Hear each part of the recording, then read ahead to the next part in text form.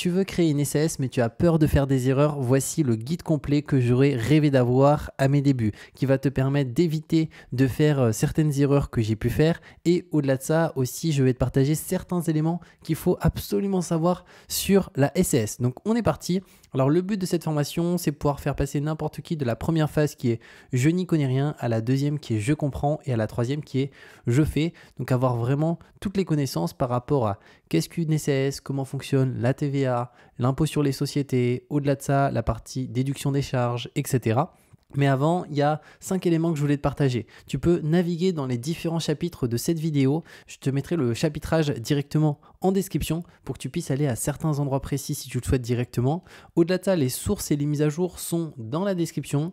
Troisièmement, tu peux soutenir la vidéo en mettant un j'aime, ça soutient beaucoup. Donc n'hésite pas, ça te prend une seconde, mais dans mon cas, c'est un bon moyen de me remercier pour ce travail parce que ça m'a demandé des semaines de préparation, de préparer tout ça sur la SAS.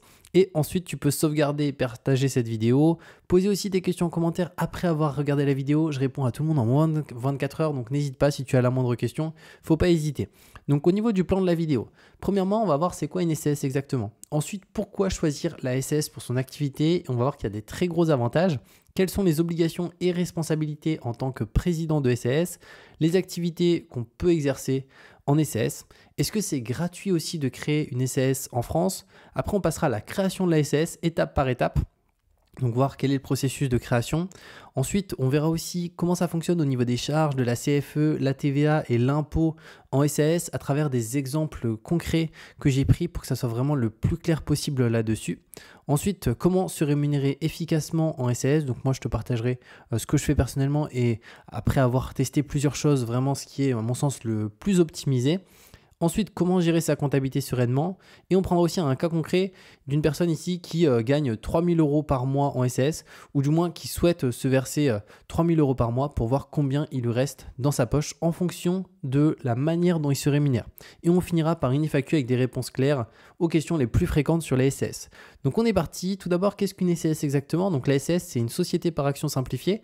Donc elle est composée de minimum 2 associés. Donc elle permet d'exercer une activité professionnelle sous une forme juridique reconnue, limiter aussi sa responsabilité au montant des apports. Alors les apports, c'est quoi? C'est un montant qu'on appelle le capital social qu'il faut déposer sur le compte professionnel de la société.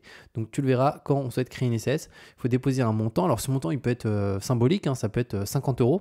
Et si imaginons on est 2 associés, ça va aussi constituer la répartition des parts. Si moi je mets 25 €, mon associé met 25 €, dans la société, 50% des parts pour moi, 50% pour mon associé. Donc on en reparlera de toute manière un petit peu après, mais du coup notre responsabilité elle est limitée au montant de nos apports. Ça signifie que si demain, imaginons, j'emprunte notamment au niveau de créanciers certaines choses, donc voilà, je dois de l'argent à mes créanciers et malheureusement mon activité avec mon associé ne fonctionne plus, je n'arrive pas à rembourser mes créanciers pourront s'attaquer au patrimoine de la société. Donc si imaginons j'ai acheté un ordinateur avec la société, si on a acheté des locaux, etc. Par contre, ils ne pourront pas s'attaquer à notre patrimoine personnel. Donc il y a une vraie distinction entre personne physique, nous-mêmes, et la personne morale qui est la SAS. Donc là-dessus, c'est vraiment bien. Par contre, le capital social, c'est quelque chose qui peut être récupéré en cas de faillite de l'entreprise. Donc c'est un point à prendre en considération. Ensuite, les chiffres concernant les SAS en France. Donc en 2024, on a 100 000 entreprises qui ont été créées sous la forme de SAS. Donc ça représente 24,41% de l'ensemble des immatriculations. Donc c'est vraiment énorme. Donc la SAS, c'est la forme juridique la plus populaire pour les créations d'entreprises en France, surpassant les SARL et les entreprises individuelles. Et on va voir notamment pourquoi juste après. Donc pourquoi choisir la SAS pour son activité? Il y a 6 raisons principalement. La première, c'est la protection du patrimoine personnel. Deuxièmement, la souplesse totale dans l'organisation de sa société. Le cumul avec les allocations chômage, donc si pour le coup on est avec un associé ou que même nous deux, enfin qu'on est 2 associés ou plus et qu'on perçoit l'aide au retour à l'emploi, la SAS c'est ce qu'il y a de plus optimisé parce qu'on va pouvoir percevoir 100% de son ARE et si on a quand même besoin d'argent en plus de son ARE, on peut se verser des dividendes en fin d'année étant donné que c'est pas considéré comme du salaire, donc ça permet d'avoir vraiment quelque chose de très optimisé. On a aussi un statut d'assimilé salarié, donc ça facilite les emprunts bancaires. On a une fiscalité qui est flexible. On peut être à l'IS ou à l'IR les premières années. Alors de manière générale, l'IS sera toujours plus intéressant fiscalement. Et ensuite, on a une image professionnelle valorisante auprès des clients et des partenaires. Maintenant, les obligations et responsabilités en tant que président de SAS. Alors, il y en a 5 principalement. La première, c'est gérer et représenter légalement la société. Ensuite, ouvrir un compte bancaire professionnel, c'est obligatoire en SAS, on ne peut pas se servir de compte bancaire particulier ou quoi que ce soit. Donc on verra comment ouvrir un compte bancaire. Ensuite, tenir une comptabilité, déclarer et payer les cotisations sociales, respecter les obligations fiscales, notamment concernant la TVA, l'impôt sur les sociétés ou l'impôt sur le revenu. La TVA, il faut savoir que c'est à déclarer chaque mois. Bon, ça, avec notre comptable, il n'y a pas de problème là-dessus. Il faut savoir que c'est juste une démarche qui est simple à faire, mais il faut un comptable pour que tout soit géré là-dessus. Et ensuite, assurer la publication des comptes annuels au greffe. Donc ça, c'est dans certains cas, c'est assez spécifique. C'est à partir d'un certain chiffre d'affaires annuel qui est très très important. On parle de plusieurs millions. Donc ça, c'est plus spécifique. Mais ça peut être une sixième condition si jamais la SAS qu'on a créée se développe extrêmement bien et qu'elle fait plusieurs millions à l'année. Il y aura aussi les comptes annuels, la publication qui est à faire auprès du greffe. Maintenant, quelle activité pouvez-vous exercer en SAS?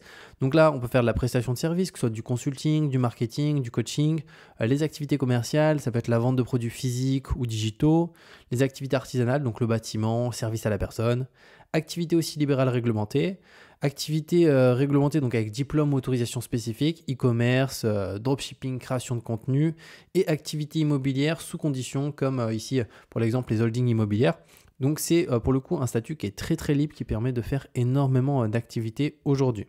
Maintenant, est-ce que c'est gratuit de créer une SAS en France? Et bien la réponse c'est que non. Il existe toujours des frais obligatoires même si on fait toutes les démarches par soi-même. Alors de combien sont ces frais? On a les frais de greffe comptant à peu près 70 € hors taxe. Et après, on a les frais d'annonce légale, bon, c'est aussi des frais pour l'État, de 180 € hors taxe. Donc ça fait un minimum de 240 € à 250 € de frais incompressibles quand on crée sa SAS. Même si on fait tout par soi-même, il faut compter 250 € au minimum du minimum. Et ensuite, si on le délègue à un juriste ou à un comptable ou à un avocat, en général, il facture à peu près 400 € à 800 € supplémentaires. Donc là, ça va dépendre, mais c'est à peu près ça sur de la SAS. Et déléguer, par contre, l'avantage, c'est que ça permet de gagner du temps, d'éviter aussi des heures coûteuses, notamment sur des statuts qui sont mal rédigés, sur des rejets de dossiers du greffe où il faut refaire un dossier complet, les problèmes fiscaux ou sociaux. Donc imaginons si on a créé sa SAS et que nos statuts sont mal rédigés et que plus tard, je ne le souhaite pas, mais imaginons que vous avez un problème avec un de vos associés et que vous êtes 4 associés, si les statuts ont été mal rédigés, certaines conditions sont manquantes, ça va être très compliqué de se sortir des fois d'une difficulté là-dessus. Au-delà de ça, faire soi-même, c'est possible, mais ça nécessite une grande rigueur pour éviter des complications lourdes là-dessus. Donc moi, j'ai quand même tendance, si vous souhaitez le faire vous-même, à le faire soi-même. Par contre, sur la rédaction des statuts, là, il faut se faire accompagner à mon sens parce que c'est vraiment hyper important. Encore une fois, c'est les règles de la SAS, comment elles fonctionnent, et il faut que tout soit bien mentionné sur l'activité, les parts de chacun des associés, la répartition, etc. et aussi l'implication là-dessus. Maintenant, comment créer du coup ces SAS par soi-même? Alors, il y a 7 étapes. Premièrement, toutes les étapes se passent sur procédure.impi.fr, donc on peut tout faire en ligne. Donc pour ça, il faut rédiger les statuts de la SAS. Donc ça, pour moi, c'est l'étape sur laquelle, dans tous les cas, il faut se faire accompagner par un comptable. Ça coûte pas très cher, je pense, pour une centaine d'euros. Vous pouvez avoir des statuts qui sont rédigés parfaitement par rapport vraiment à votre activité, à ce que vous voulez faire avec vos associés, si vous êtes 2 ou plus. Ensuite, deuxième étape, ça va être déposer le capital social sur un compte bancaire donc professionnel. Ensuite, publier une annonce légale de création. Donc ça, c'est au sein d'un journal habilité à le faire. Après, on a remplir et déposer le formulaire EMO. Donc c'est un formulaire d'immatriculation. Envoyer le dossier au greffe du tribunal de commerce. Obtenir l'extrait cabis et ouvrir définitivement le compte bancaire professionnel juste ici. Donc c'est 6 étapes qui prennent bien entendu un certain temps. Voilà, ça, il faut le prendre en considération. Et là, pour vous montrer un petit peu comment ça se passe, là, on a ici sur l'IMPI directement les différentes phases. Donc au niveau des informations de l'entreprise qu'on souhaite créer, là on voit pas très bien, c'est un peu pixelisé, mais c'est la publication de l'annonce légale qui est juste ici, la composition du coup avec les différents associés, l'établissement avec l'adresse qu'on souhaite indiquer. Ici d'ailleurs on peut voir un historique d'une personne qui a pour le coup créé sa SAS, qui s'est fait rejeter en son dossier, mais pour l'exemple le dossier a été reçu par le guichet unique, signé, payé, parce que comme je l'ai dit c'est payant, il y a les frais de greffe et frais d'avance légale à peu près 250 € à payer, ça a été validé, ensuite ça a été instruit par le greffe, il y a eu une demande de régularisation, la personne a répondu le lendemain, il y a eu une demande de régularisation une nouvelle fois, la personne a répondu 5 jours plus tard. Il y a une nouvelle fois une demande de régularisation, là à peu près 10 jours plus tard, la personne a répondu le lendemain.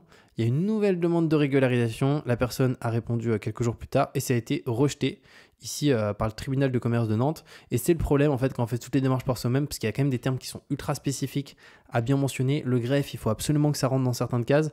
Donc là, la personne a perdu, déjà, s'est fait rejeter le dossier. Donc quand le dossier est rejeté, il faut repayer. Donc ça, c'est quand même assez dingue. Et au-delà de ça, elle va devoir refaire ses démarches. Et on peut voir, voilà, ça prend à chaque fois un certain temps, surtout que c'est de l'administratif. Donc frais de greffe plus frais d'avance légale, si on fait tout ça même, il faut compter 250 € hors taxe. Et pour le coup, moi, je vais vous partager la solution que j'ai utilisée pour payer aussi le même prix, 250 € hors taxe, mais que ça soit 100% délégué directement et que j'ai pas besoin de tout gérer par moi-même, parce que sinon, c'est quand même assez complexe à mon sens. Donc dans mon cas, je suis passé par ce service-là, donc qui est LegalPlace, donc c'est le service d'ailleurs numéro 1 en création de société en ligne. Et pour le coup, alors ils ont aussi des offres payantes pour créer la société. Mais moi, je suis passé sur l'offre gratuite qui est excellente. Et pour le coup, là, ils gèrent toutes les démarches de notre place, peu importe l'activité de notre SAS, que ce soit dans consultant et freelance, construction, travaux, automobile, vente en ligne, commerce. Ils gèrent vraiment toutes les activités. Là, les démarches sont ultra rapides parce qu'on est sur du 24 heures au niveau de la gestion du dossier. Il n'y a pas d'erreur possible parce que c'est un juriste qui s'occupe de tout aussi là-dessus. On n'a pas besoin de passer par l'IMPI parce que c'est eux en fait qui gèrent tout sur l'IMPI à notre place là-dessus. Aucune gestion avec le greffe et l'administration, pas besoin d'appeler le greffe, ni gérer avec l'administration. On peut aussi, au niveau de l'optimisation, alors j'ai mis SASU, c'est SAS. Enfin, SASU et SAS, c'est la même chose. À l'inverse, juste une SASU, on est plusieurs associés. Donc on peut être à l'IS, à l'IR, mettez-vous à l'IS, c'est plus pertinent. Et 0 € pour tout délégué. Alors comment c'est possible? C'est que pour le coup, ils ont 3 formules. Alors ils ont une formule à 0 € hors taxe, ils ont une formule standard à 99 € et ils ont une formule à 199 €. Donc moi du coup, je suis passé par la basique juste ici. Et en réalité, la seule chose, on va dire, qu'on n'a pas ici, c'est le rendez-vous avec le juriste, qu'on n'a qu'à partir de standard. C'est-à-dire que là, tout est délégué à un juriste. Par contre, on n'a pas le rendez-vous avec le juriste. Donc, si jamais vous souhaitez le rendez-vous avec un juriste pour expliquer votre projet directement, dans ce cas-là, vous pouvez mettre sur standard, un rendez-vous avec un juriste pour 99 €. Dans tous les cas, c'est vraiment pas cher, mais c'est que moi, je suis passé par le basique. Ça m'a permis de tester et ça, c'est vraiment top. Et c'est vraiment la meilleure solution parce que là, en termes de coût, concrètement, ça coûte exactement la même chose que si on fait les démarches par soi-même, sauf que tout est délégué et comme ça, tout est nickel de A à Z. Il n'y a aucun risque de rejet du dossier et on a des statuts qui sont parfaitement rédigés parce qu'on peut voir s'il y a la génération des statuts, il y a la publication de l'annonce légale au sein d'un journal habilité à le faire, il y a l'immatriculation sur le guichet unique. Il y a une garantie anti-rejet aussi du greffe. Donc ça, c'est vraiment top. Et là, on peut le voir d'ailleurs, les frais. Donc la création gratuite, 0 € hors taxe chez LegalPlace. Et après, les frais de greffe et d'annonce légale. Donc ça, c'est les frais obligatoires de l'État. Et d'ailleurs, ils sont même un petit peu moins chers que si on passe, si on fait les démarches par soi-même. Alors, je ne sais pas pourquoi. Potentiellement, c'est parce que, je ne sais pas, peut-être ils gèrent plus de dossiers. Donc, ils en vendent énormément de dossiers en quantité. Donc, potentiellement, c'est ça. Mais donc, du coup, ça fait 246,86 € hors taxe. Et d'ailleurs, je vous mettrai un lien en description avec un code promo aussi que vous pouvez utiliser quand vous créez votre SAS qui est Julien Oka qui vous permet d'avoir 15% de réduction supplémentaire. Alors, si vous prenez une création gratuite, forcément, là, les 15%, ça ne marche pas parce que vous payez déjà 0. Mais si vous prenez une création à 99 ou à 199, là, pour le coup, vous pouvez utiliser ce code et vous aurez 15% en sachant que aussi, LegalPlace propose, si on le souhaite, c'est des options, notamment la partie comptabilité. Et moi, j'ai aussi ma compta chez eux et ils ont un super service là-dessus et surtout en termes de rapport qualité-prix, c'est les plus intéressants. Et ce code-là, il donne automatiquement 150 € offerts sur la compta. Donc, c'est juste hyper intéressant. Et aussi la domiciliation, si on souhaite se domicilier sur Paris, on en parlera un petit peu après. Ils ont aussi un service de domiciliation qui permet de payer beaucoup moins de CFE chaque année. Maintenant, on passe aux charges sociales en SAS. Donc là, c'est à payer uniquement si vous versez un salaire ou si vous versez des salaires à des salariés que vous avez au sein de votre équipe. Donc là, environ 65% du salaire net en cotisation, donc qui compose finalement la partie santé, retraite, prévoyance. Donc on est affilié au régime assimilé salarié, donc on a une meilleure protection sociale. On n'a aucune cotisation si on ne se verse pas de salaire. Et les charges, ils sont calculées sur le brut, pas sur les dividendes. Donc là, on peut voir un petit peu les charges sociales, comment ça se passe. Donc on a l'assurance maladie, l'assurance retraite, les allocations familiales, même si ce n'est pas directement pour nous, on cotise pour les personnes qui perçoivent des allocations, la taxe de formation et d'apprentissage, etc., etc. Ensuite, la TVA en SS. Alors, comment ça se passe? Alors, il y a une franchise possible si le chiffre d'affaires il est inférieur à un certain seuil. Donc, c'est 39 100 € pour de la prestation ou 91 900 € pour du commerce. Et 6 franchises, donc il n'y a pas de TVA à facturer ni à déclarer tant qu'on ne dépasse pas ces seuils. Et au-delà, il y a l'obligation de facturer, de collecter et de déclarer la TVA. Donc la déclaration, elle est mensuelle ou trimestrielle selon le régime choisi. Moi, dans mon cas, je suis en mensuel sur la TVA. Et attention à bien respecter les seuils aussi pour éviter des régularisations. Ça, c'est quelque chose d'hyper important. Il y a beaucoup de personnes qui ils vont un petit peu au doigt mouillé et ne suivent pas finalement leur chiffre d'affaires, où est-ce qu'ils en sont, etc. Et s'ils sont mal accompagnés, bah, clairement, ils vont avoir des pénalités là-dessus. C'est pour ça qu'avoir un bon comptable qui sait parfaitement, OK, on en est à tel niveau, donc du coup, à partir de telle période, il faudra facturer la TVA au client, bah, ça permet que ça soit vraiment très très clair. C'est pour ça qu'un comptable, c'est obligatoire en SCS parce que franchement, sinon, c'est impossible, à mon sens, à gérer.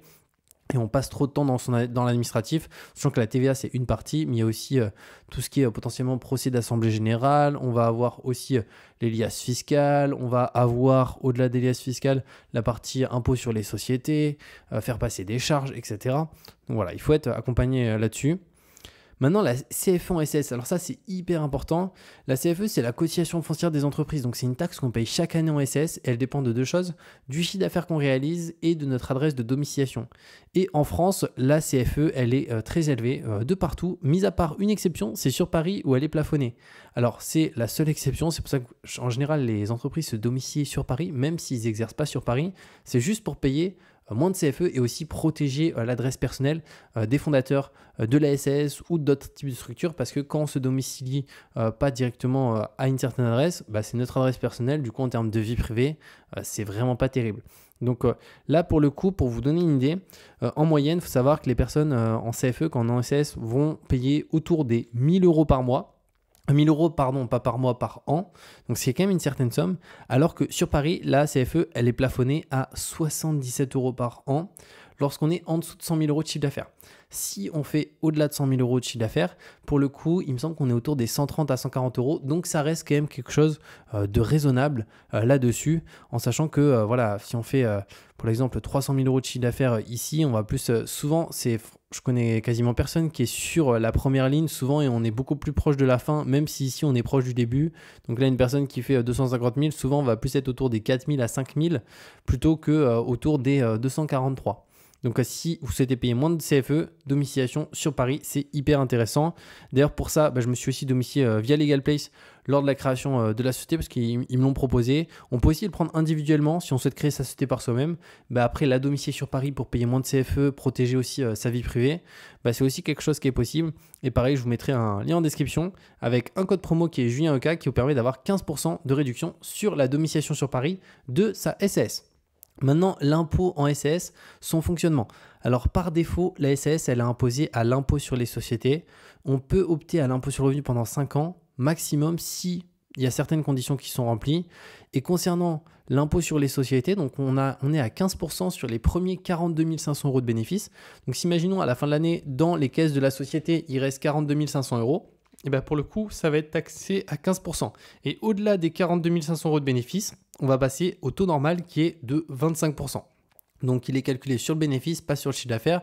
Donc, on se rend compte d'une chose ici, c'est que finalement, le but souvent, c'est de réussir à finir avec un bénéfice qui est sur la première tranche, voire de quasiment des fois finir non pas avec un bénéfice vraiment faible afin de pouvoir tout simplement payer quasiment pas d'IS.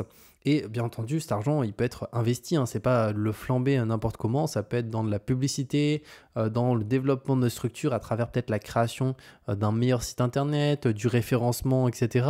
Donc ça, c'est quelque chose d'intéressant et c'est pour ça qu'on voit souvent qu'en SAS, dans certaines boîtes, on a des 13e mois qui sortent, on a des primes exceptionnelles, etc. à une certaine période qui sont versées. Pourquoi ? Parce que ça permet aussi de réduire notre IS à la fin de l'année. Donc c'est plus intéressant là-dessus. Maintenant, comment optimiser sa rémunération en SAS ? Alors tout d'abord, faire passer des dépenses professionnelles sur la société, que ce soit du matériel, les logiciels, les abonnements. Utilisez aussi les indemnités kilométriques si vous utilisez votre véhicule personnel pour votre activité. Déduire une partie du loyer ou du crédit immobilier si vous travaillez depuis votre domicile. Alors, on ne peut pas faire passer tout le loyer, c'est au prorata de la surface qui est utilisée. Et pareil en soi pour la box internet, pour ce genre de choses. Si aussi vous avez un téléphone spécifique pour votre entreprise, vous pouvez faire passer le téléphone, le forfait complètement si c'est un téléphone spécifique à l'activité. On peut aussi déduire également, comme je l'ai mis, l'électricité, Internet, l'assurance proportionnellement à l'usage professionnel. Donc encore une fois, au niveau de l'administration, on peut faire passer pas mal de choses, mais toujours dans la limite du raisonnable. Si on essaie de faire passer un voyage où on est parti en vacances avec sa compagne et qu'en réalité c'était vraiment avec aucun lien avec le travail, bon déjà, si vous avez votre comptable, automatiquement normalement il ne vous le fait pas passer, mis à part si vous avez un comptable qui fait n'importe quoi. Mais imaginons si le comptable n'a pas vu, on va dire, et vous a fait faire passer ça en charge avec la carte bancaire de la société, et que pour le coup il l'a comptabilisé en charge, la réalité c'est que si vous avez un contrôle fiscal, il faudra expliquer. Et là ça va être très très compliqué d'expliquer un voyage sur une île directement où on allait à l'hôtel, de dire que finalement c'était pour le travail. Voilà, donc ça vraiment faites très attention là-dessus. Maintenant aussi, des éléments ici hyper importants à mon sens, c'est aussi se verser un salaire raisonnable pour bénéficier de la protection sociale.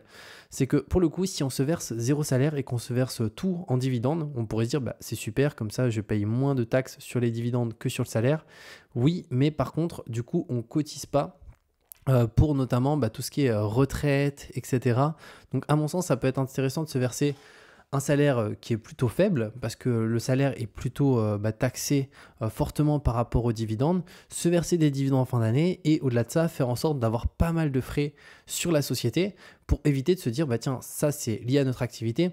Au lieu de se verser de l'argent en salaire en perso pour ensuite payer ces frais des fois qui sont professionnels en perso, alors qu'on a payé des charges sociales dessus, on va peut-être payer de l'impôt sur le revenu en fonction des montants versés, autant payer avec la société si c'est dans son intérêt. Ensuite, là aussi, complété par des dividendes, donc moins taxé que le salaire, donc flat tax à 30%.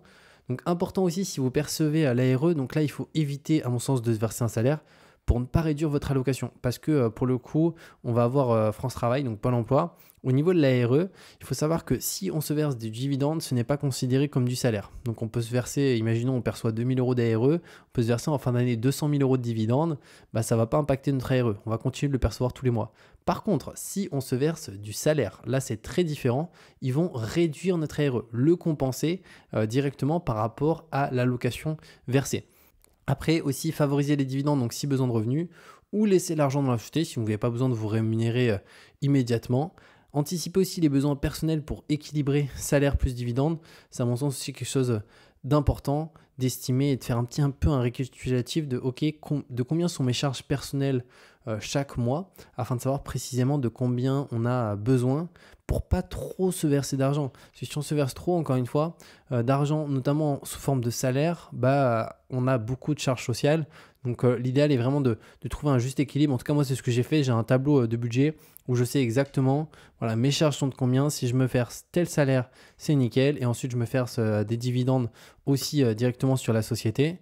Et j'ai quelque chose de bien optimisé. Et si j'aurais la RE, ce qui n'est pas mon cas, là, pour le coup, je verserai que des dividendes et pas de salaire. Maintenant, conseil bonus pour une rémunération intelligente, donc bien gérer votre trésorerie pour pouvoir lisser vos revenus et éviter les mauvaises surprises. Donc là, ça va être aussi profiter de la franchise en base de TVA si votre chiffre d'affaires le permet, donc il y a moins de charges indirectement. Alors si nos clients c'est du B2B, là ça ne change strictement rien, donc la franchise de TVA n'a pas de sens. Par contre, si nos clients c'est du B2C, là des fois ça peut être intéressant parce qu'ils ne peuvent pas récupérer la TVA, donc pour eux ça a un impact direct sur le prix. Par contre, le problème c'est quand on est en franchise en base de TVA, on ne peut pas récupérer non plus la TVA. Donc ça c'est quelque chose de dommage. Imaginons j'achète un ordinateur à 2 000 € avec la société pour notre activité, il y a 400 € de TVA, je ne peux pas les récupérer si je suis en franchise en base de TVA. Donc c'est aussi si on a pas mal de charges, clairement il vaut mieux pas être en franchise en base de TVA parce qu'on ne va pas pouvoir récupérer la TVA sur nos achats. Ensuite, faire valider les frais que vous souhaitez faire passer en charge par un expert comptable. Pensez aussi à sa protection sociale, donc ça c'est en cas de faible rémunération. Il existe notamment des mutuelles, des prévoyances privées complémentaires, donc je pense même que je vais en faire une vidéo parce que là je suis en train de souscrire un contrat sur une prévoyance et je pense que ça peut être pertinent de partager comment ça se passe, combien ça coûte, quels sont les intérêts, etc. N'hésitez pas à me dire si ça vous intéresse dans les commentaires. En tout cas, au début, c'est pas forcément obligatoire dès le début, c'est même pas obligatoire, mais si plus tard on souhaite vraiment avoir une meilleure protection, à mon sens ça peut être pertinent, notamment quand on se verse une petite rémunération, ce qui est mon cas, afin d'éviter de payer trop de charges sociales. Maintenant, comment gérer sa comptabilité sereinement en SAS ? Donc tenir une comptabilité, donc l'enregistrement des factures, des achats, des ventes, des charges. Donc vraiment, il faut tout garder.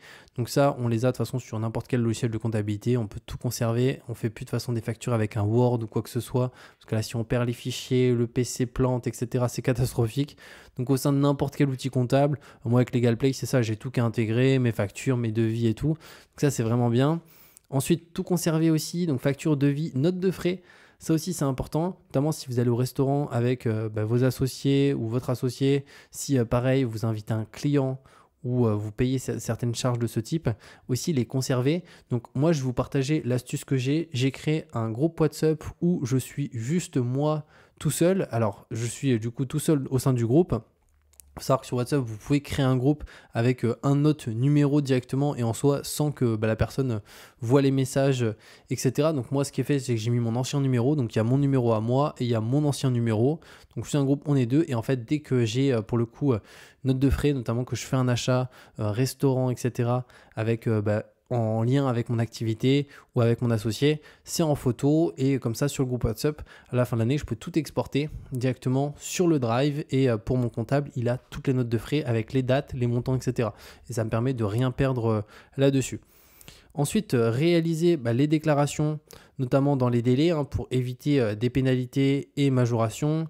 Aussi, je l'ai mis, les obligations fiscales, donc la TVA. Mais bon, ça, c'est le comptable qui s'en gère. Il n'y a vraiment pas d'inquiétude là-dessus. L'IS aussi, la CFE, pareil. Dépôt du bilan annuel, pareil. Tout le comptable gère cette partie-là. On le paye aussi pour ça. Et après, faire appel à un expert comptable pour déléguer toute cette partie. Ça paraît évident si on ne veut pas passer sa vie dans la paperasse. Maintenant, on prend un exemple ici, 3 000 € par mois en SAS, donc avec un cas concret, une personne qui se verse 100% en salaire. Donc si la personne veut 3 000 € net par mois, ça fait ici 36 000 € net par an. Donc le coût pour la SAS, pour se verser 3 000 € net par mois, la société elle doit payer environ 5 000 € brut, donc charges sociales comprises. Donc là, ça fait 60 000 € de coût annuel pour l'entreprise. Donc résultat, vous touchez 3 000 € net par mois. 60 000 € de chiffre d'affaires annuel nécessaire rien que pour sa rémunération. Et ça, en plus, ce qui est important à prendre en considération, c'est sans comprendre ici, donc c'est le brut qui est en net. Par contre, c'est pas ici le après hier, après impôt sur le revenu. Donc quand on prend l'impôt sur le revenu, c'est 3 000 € net, on réduit encore un petit peu. Donc on peut voir que voilà, 60 000 € rien que pour sa rémunération. Et à ça, on a la TVA plus la CFE plus les frais de comptabilité qui sont à prévoir en plus. On a une bonne protection sociale. Par contre, on peut voir que le fort coût social ici est pour la SAS parce que voilà, on souhaite sortir 36 000 € par an. Ça coûte 60 000 € par an à la SAS. Et en plus, on va payer de l'impôt sur le revenu juste après. Donc moi, je vais vous partager plus un autre cas concret qui est plus ce que je fais dans mon cas. Alors, pas parfaitement avec ces chiffres, mais c'est très similaire. Donc dans mon cas, ici, on va prendre l'exemple 1 500 € net par mois en salaire, donc la moitié au lieu de se verser 3 000, qui couvre notre coût de vie. Donc ça, c'est vraiment à mesurer en fonction de chacun. Pour certains, ça sera un coût de vie assez faible de 800 €. Pour d'autres, ça sera 1 000. Pour d'autres, ça sera 2 000. Pour d'autres, ça sera 3 000. Et ensuite, le reste en dividende en fin d'année. Donc coût pour la SAS. Au niveau du salaire, pour avoir 30 000 € brut par an, donc ça coûte environ 2 500 € brut. Enfin, 2 500 € brut par mois, ça fait 30 000 brut par an. Donc les charges sociales, ça fait environ 10 000 € par an dessus. Donc pour les dividendes, distribution après IS à 25%. Donc là, j'ai pris un exemple simplifié. Normalement, on a la première tranche qui a 15%. Là, j'ai pris 25% pour être large. Mais en soi, du coup, on paierait à moins de taxes en fonction de notre impôt sur le bénéfice. Donc salaire net perçu, donc 1500 x 12, 18 000. Dividendes après IS, donc environ 12 000 € perçus en net après flat tax. Total net perçu, environ 30 000 € sur l'année. Donc là, résultat, charge totale pour la SAS, 45 000 € vs 60 000 € en tout si on se verse tout en salaire. Donc vous économisez 15 000 € par an pour un revenu net qui est vraiment proche. Donc il y a moins de charges sociales, une optimisation fiscale via dividende, une protection sociale qui est moins complète, mais qui est quand même ici en vrai très intéressante parce qu'on a quand même un salaire vraiment intéressant qui nous permet de valider nos trimestres de retraite. Pour valider les trimestres, il me semble qu'on est à 900 et quelques euros par mois ou 850 € à vérifier, mais voilà, on est en dessous des 1 000 €. Donc là, on valide plus que nos trimestres de retraite. Et par contre, il faut savoir que effectivement, la retraite, elle va être calculée notamment sur le salaire qu'on se verse. Donc ça, c'est important aussi à prendre en considération. Donc ici, on peut voir donc, moins de cotisations retraite, hein, forcément, parce que si on se verse tout en salaire, on cotise plus pour la retraite, parce que là, on se verse un salaire qui est plus faible. Maintenant, l'impact des charges professionnelles sur votre optimisation. Donc, dans les deux exemples précédents, on a ici pas intégré de charges professionnelles, mais en pratique, vous pouvez faire passer beaucoup de dépenses sur votre société. Donc, on l'a vu, matériel informatique, logiciel, abonnement, téléphone, internet, assurance professionnelle, les ICA, des frais de déplacement, loyer ou crédit partiel si vous travaillez depuis chez vous, déjeuner, formation, événements professionnels. Donc, il existe aussi un niveau supérieur d'optimisation par la suite en SAS. À mon sens, c'est de créer une holding qui détient notre SAS. Donc, moi, c'est ce que je suis en train de faire actuellement. Bon, je l'ai fait maintenant après plusieurs années, mais je suis dans la procédure actuellement. Ça permet de faire remonter les dividendes quasiment sans fiscalité à travers un régime qui s'appelle le régime mère-fille. Et donc, ça permet aussi d'investir via la holding en immobilier, en actions, donc en investissement sur notamment la bourse, etc., des actions françaises, américaines, etc., et pour des nouveaux projets. Et ça offre une très grande souplesse pour développer son patrimoine. Et ça, c'est envisagé lorsque la SAS commence à générer des excédents de trésorerie importants. À mon sens, je trouve que c'est là que ça devient pertinent. C'est-à-dire que dès qu'à chaque fois, on sait qu'en fin d'année, on est sur un IS à 25% parce qu'on est au-delà des 42 500 euros. Imaginons à la fin de l'année, on a fait 50 000 euros de bénéfices ou beaucoup plus même pour certains. Là, pour le coup, à mon sens, ça devient intéressant d'avoir une holding qui détient notre SAS parce qu'on remonte nos dividendes avec une exonération qui est proche des 85%. Et les 5% sont soumis exclusivement à la flat tax. Donc ça coûte vraiment pas cher. Imaginons, on a 100 000 euros de bénéfices. Pour remonter ce bénéfice dans la holding, on va avoir 95% qui est exonéré, 5% qui est soumis à la flat tax, donc 5 000 qui est soumis à 30%, ça fait 1 500 euros pour avoir fait remonter 100 000 euros. Et après, avec la holding, on peut s'en servir soit pour investir dans l'immobilier à travers une société civile immobilière que la holding détient, ou soit directement à travers des comptes d'investissement aussi, hein, pour la bourse ou pour d'autres classes d'actifs. Maintenant, les questions fréquentes sur la SAS et mes réponses claires par rapport à ça. Premièrement, peut-on créer une SAS sans apport personnel important? Donc la réponse c'est que oui, vous pouvez créer une SAS avec seulement 100 euros de capital social, mais un capital plus élevé, ça rassure souvent les partenaires et les clients, notamment si on fait appel au levier bancaire. Pour vous donner mon exemple, avec mon associé, on a un capital social que de 300 euros et vu qu'on a 50-50 au niveau départ, moi j'ai mis 150 euros, il a mis 150 euros. Et vu qu'on ne fait pas forcément appel, dans notre cas, au levier bancaire pour développer notre activité, vraiment, on est sur une activité, on est dans le web, donc il n'y a pas forcément besoin dans notre cas. Donc, du coup, le capital social, il n'y a pas besoin d'avoir un montant très important. Par contre, à l'inverse, si je prends l'exemple, on a une SAS qu'on crée pour faire de l'immobilier, qu'on est marchand de biens, qu'on est deux associés, on a une SAS pour faire du marchand de biens, là la banque va regarder le capital social parce qu'elle va prêter de l'argent à la SAS. Donc c'est du coup quelque chose qui est risqué pour elle de prêter l'argent. Donc s'il y a un capital social de 100 euros, elle est beaucoup moins prête à prêter à une SAS de marchand de biens qui a 100 euros plutôt qu'à une SAS de marchand de biens qui en a à 40 000. Donc ça aussi, il faut le prendre en considération. Si notamment on utilise beaucoup la dette au niveau des banques, les banques regardent clairement le capital social. Ça ne veut pas dire qu'il faut 40 000 euros, mais peut-être comme moi dans mon cas avec mon associé, 300 euros, c'est peut-être pas suffisant. Après, j'ai pas fait des tests, on n'a pas essayé de lever de l'argent. Mais aussi, ce qu'ils vont regarder aussi, c'est pas que le capital social, c'est les entrées d'argent. Si vous avez des entrées d'argent régulières, que au-delà de ça, sur vos bilans, vous avez des bilans positifs avec des excédents à chaque fois intéressants, ils peuvent vous prêter même si vous avez un capital social de 50 euros parce qu'ils savent que votre SAS, elle est rentable, vous faites de l'argent, vous faites du bénéfice. Maintenant, dois-je obligatoirement me verser en salaire en SAS? Donc non, c'est pas obligatoire. Vous pouvez choisir de ne pas vous verser de salaire au départ, surtout si vous touchez l'ARE ou si vous voulez préserver la trésorerie. Donc ça, c'est entièrement possible. Et en sachant que si on préserve la trésorerie, elle n'est pas perdue. Juste, on va payer sur notre trésorerie directement lors du bilan notre impôt sur les sociétés, donc à 15 en dessous de 42 500. Au-delà de 42 500, c'est 25. Mais après, cet argent-là, il peut rester dans la trésorerie de la société pendant 20 ans. Il ne sera plus jamais taxé au sein de la société. Donc ça, c'est vraiment bien. On peut mettre cet argent sur du compte à terme qui est rémunéré actuellement autour des 3 à 4,5%. Donc c'est aussi un moyen de faire travailler sa liquidité. Ensuite, est-ce qu'il est obligatoire d'avoir un compte bancaire professionnel? Donc oui, c'est obligatoire d'avoir un compte bancaire professionnel dédié pour séparer les finances personnelles et professionnelles. Puis-je embaucher en tant que président de SAS? Donc oui, bien sûr, en SAS, on peut embaucher des salariés dès la création si besoin et aussi travailler avec des prestataires indépendants. Donc on n'est pas obligé d'avoir que des prestataires, on peut avoir que des prestataires indépendants ou un mixte des deux. Moi, dans mon cas, avec mon associé, on n'a pas du tout de salariés. Par contre, on a des prestataires en freelance qui bossent pour nous sur des projets avec des clients. Et ça fonctionne très très bien. Et bien entendu, ça c'est considéré comme une charge, hein. Quand vous avez un freelance qui travaille pour vous, il vous facture. Cette facture, c'est une charge. Donc ça vous permet de réduire votre impôt sur les sociétés. Cinquième point, suis-je affilié au régime général de la sécurité sociale? Donc oui, en tant que président de SAS, donc vous êtes assimilé salarié. Donc ça permet de bénéficier d'une excellente protection sociale, assurance maladie, retraite de base et complémentaire, prévoyance aussi, tout en cotisant au régime général de la sécurité sociale, donc comme un salarié classique. Donc ça facilite également l'obtention de prêts bancaires car la SAS elle est mieux reconnue et valorisée par les établissements financiers parce qu'on est assimilé salarié. Donc on a des fiches de paie quand on se verse de la rémunération. À l'inverse de, pour exemple, la SARL où on est TNS, travailleur non salarié, donc c'est beaucoup moins reconnu et pour emprunter même en perso, c'est beaucoup plus compliqué. Ensuite, quelle est la différence entre une SAS et une SARL? La SAS, elle va offrir plus de flexibilité dans la gestion et pas de cotisation sociale minimale si vous ne versez pas de salaire. Contrairement à la SARL, même si on ne se verse pas de salaire, il y a des cotisations sociales minimales.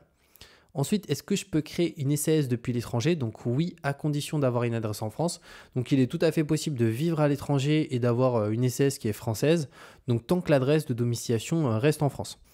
Maintenant, est-ce qu'on peut se verser des dividendes sans se verser de salaire? Donc oui, c'est aussi possible de se verser que des dividendes si vous le souhaitez. Ça permet du coup de réduire forcément les charges sociales parce qu'on ne va pas avoir de charges sociales, d'optimiser la fiscalité personnelle parce qu'on ne va pas repayer de l'impôt sur le revenu et de conserver davantage de trésorerie dans l'entreprise pour financer son développement ou des investissements aussi futurs. Et neuvième point, est-ce que je peux cumuler SAS et chômage? Et oui, et c'est vraiment la meilleure combinaison pour se lancer. Si vous percevez le chômage, l'ARE, là c'est possible de continuer de percevoir 100% de votre ARE, donc l'allocation chômage, voire de demander l'ARS. Mais à mon sens, l'ARS finalement c'est un pourcentage de votre chômage total, donc c'est quand même moins rentable. Ça vous permet oui d'avoir plus d'argent tout de suite maintenant, mais à mon sens, vaut mieux, je trouve, avoir l'ARE. C'est plus intéressant. Ça permet de recevoir du coup une partie de ses droits sous forme de capital, donc ça c'est pour l'ARS. Donc c'est un véritable tremplin pour démarrer une activité sans pression financière, que ce soit à travers l'ARE, à mon sens ce qui est le mieux, ou l'ARS, plus en seconde position. Si vous avez vraiment besoin de liquidité tout de suite maintenant, pourquoi pas. Mais sinon l'ARE, dans la majorité des cas, ça sera plus pertinent. Maintenant, à savoir 4 éléments. Premièrement, les sources et les mises à jour sont dans la description directement de cette vidéo. Vous pouvez soutenir aussi la vidéo en mettant un j'aime si vous avez appris des choses. Et ça fait super plaisir, ça soutient mon travail et aussi cette vidéo qui m'a demandé des semaines de préparation au niveau des slides. Vous pouvez aussi sauvegarder et partager cette vidéo. Posez vos questions en commentaire si vous avez la moindre question. Et comme je l'ai dit, je vous mettrai aussi le lien pour LegalPlace pour créer votre SAS en sachant que vous avez aussi moins 15% avec le code qui est JulienEK, que ce soit sur la création de la SAS, la domiciliation, la partie compte pro et surtout la partie comptabilité, c'est 150 € offerts. Et au niveau de la comptabilité, je suis chez eux aussi pour la domiciliation. J'ai juste pas mon compte pro qui est chez eux, mais domiciliation, compte pro, domiciliation, comptabilité et création, j'ai fait ça avec eux et là-dessus c'est vraiment top. Donc je pense que le compte pro c'est pareil. Donc c'est vraiment hyper intéressant. Et comme j'ai dit, il y a un pack, notamment le pack basique qui est actuellement à 0 €. Donc ça vous permet de créer votre SAS sans frais du tout à ce niveau-là et d'être accompagné par un juriste pour que toutes vos démarches soient parfaites concernant votre entreprise et qu'il n'y ait pas d'erreur ou quoi que ce soit. Donc n'hésitez pas à en profiter. Après, si vous voulez avoir aussi un appel avec un juriste et avoir des démarches avec un traitement même prioritaire en 24 heures, dans ce cas-là, vous pouvez prendre les packs au-dessus, de toute façon même 99 € pour accéder à un juriste pendant 1 heure et pouvoir partager un petit peu ce qu'on souhaite faire, etc. pour mettre au clair les choses. C'est vraiment déjà pas cher de base. Donc voilà par rapport à ça. N'hésitez pas d'ailleurs, comme je l'ai dit, si vous avez la moindre question. Et comme je l'ai dit, de toute façon, je vous mets tous les liens en description et on se retrouve très bientôt.